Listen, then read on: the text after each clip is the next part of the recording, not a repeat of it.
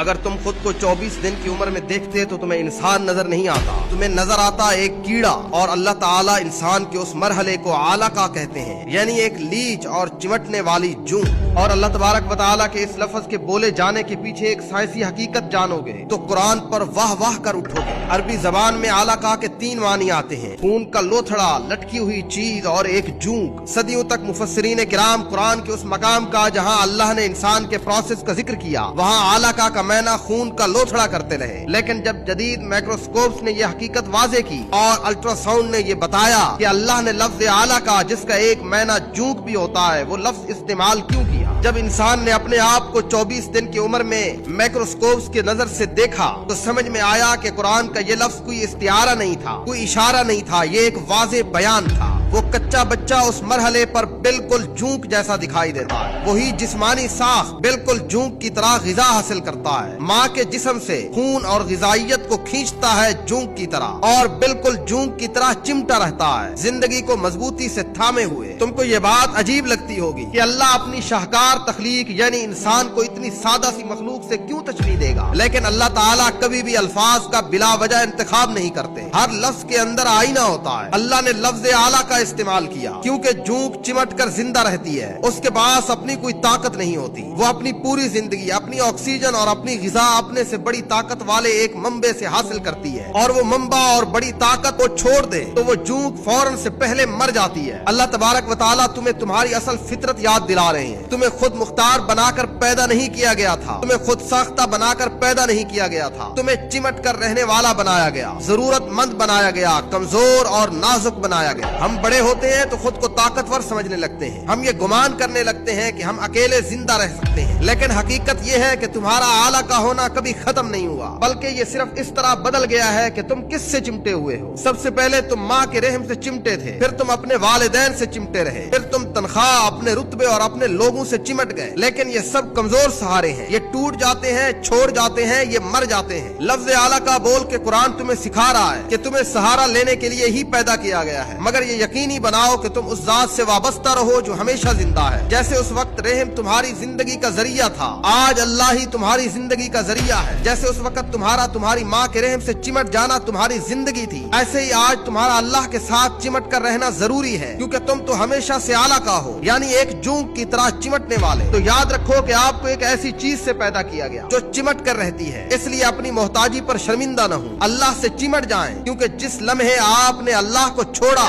اسی لمحے تمہاری روح بھوک سے مر جائے گی۔